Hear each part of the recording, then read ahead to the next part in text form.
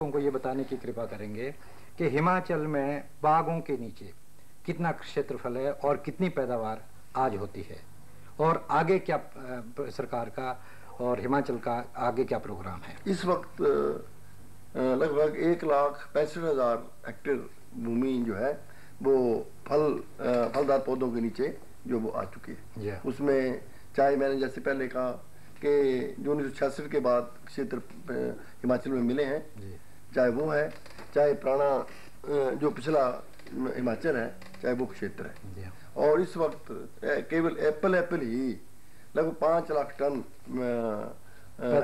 सेब हिमाचल पैदा कर रहा है।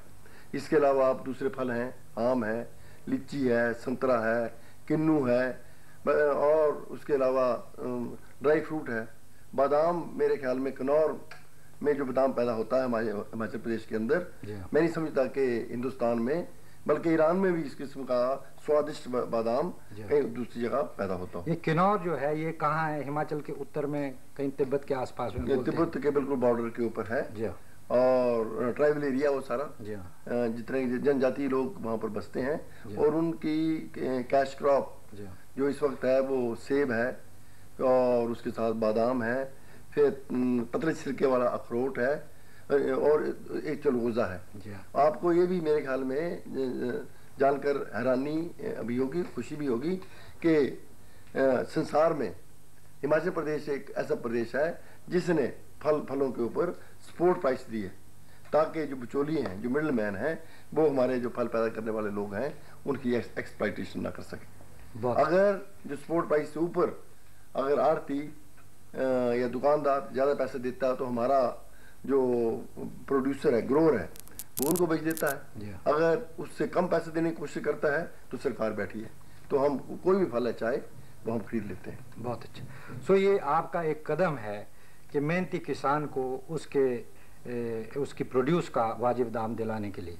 और क्या प्रबंध है हिमाचल सरकार ने, और क्या प्रबंध किए हैं जिससे कि किसान को उसकी मेहनत के, उसके फल के 2 पैसे बराबर मिले और कंज्यूमर को ठीक फल और ठीक दाम पे मिले? हमारा पूरे प्रयत्न है कि हमारे जो फल उत्पादक हैं, फ्रूट ग्रोअर हैं, उन्हें रीजनेबल रेट के ऊपर रेट मिले। उसके साथ जिसके उपभोक्ता हैं उन्हें भी मुनासिब दाम के ऊपर फल खाने के लिए मिले। और उसके साथ जो हमारी HPMC है, हाँ, इसके लिए हमने सुना है आपने एक संस्था बनाई है। उसका जो बहुत बड़ा मेन रोल है, जिस तरह जैसे मैंने पहले कहा कि सेब है, सेब में कई बार जो हमारा हिमाचल प्रदेश है इसमें ओलावृष्टि हो जाती है, हेल स्टॉर्मिंग होती है और एप्पल उससे डैमेज हो जाता है। या कई जिस तरह आप ड्राउट था तो हमारे जो एप्पल था उसका बहुत सारे एप्पल का जो साइज था वो पूरा साइज बहुत नुकसान हुआ, पानी बारिश हुई नहीं और जो साइज था वो छोटा रह गया। तो जो गाहक पसंद नहीं करता है, छोटे साइज का है या ओलावृष्टि से फल के ऊपर कोई दाग पड़ गया है, उसे भी गाहक लेना पसंद नहीं करता। तो वो इस किस्म का जितना सेब है वो सारे का सारा सेब HPMC के जरिए खरीद किया जाता है और उसकी इस बार हमने सपोर्ट प्राइस जो थी वो 2 रुपये किलो दी और 20,000 टन सेब HPMC ने ऐसा सेब खरीद किया जो मार्केट में भेजने के लायक नहीं था।